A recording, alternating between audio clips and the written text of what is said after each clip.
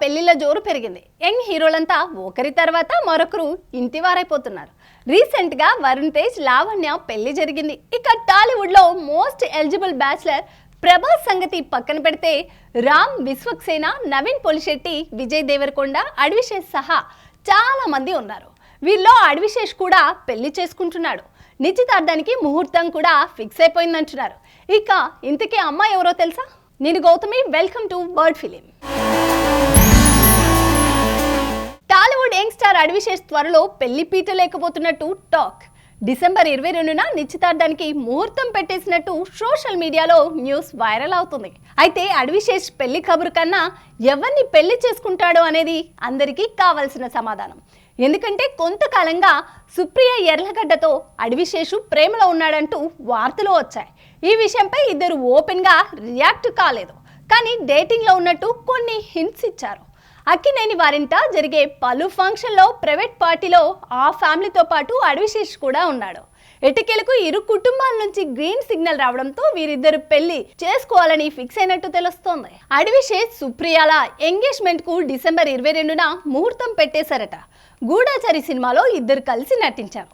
అప్పటి నుంచి ఇద్దరి మధ్య మొదలైన స్నేహం ప్రేమగా మారింది. ఇప్పుడు బంధంగా మారబోతుందని తెలుస్తుంది. అయితే సుప్రియకు ఇదివరకే పెళ్లి కావడంతో అడ్విశేష్ ఫ్యామిలీ కాస్త ఆలోచించారన్న వార్తలు వచ్చాయి.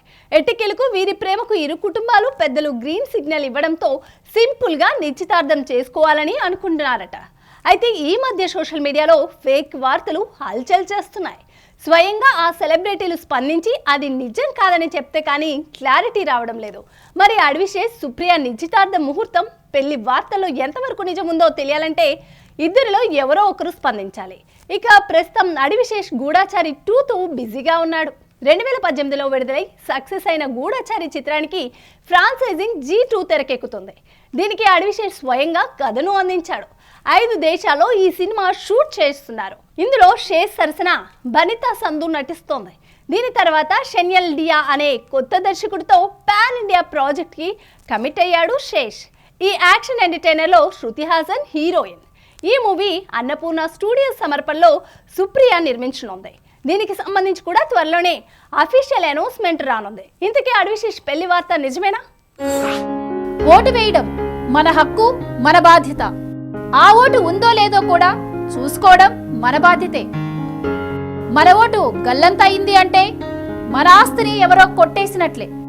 వెంటనే మీ ఓటు ఉందో లేదో ఎక్కడుందో చెక్ చేసుకోండి.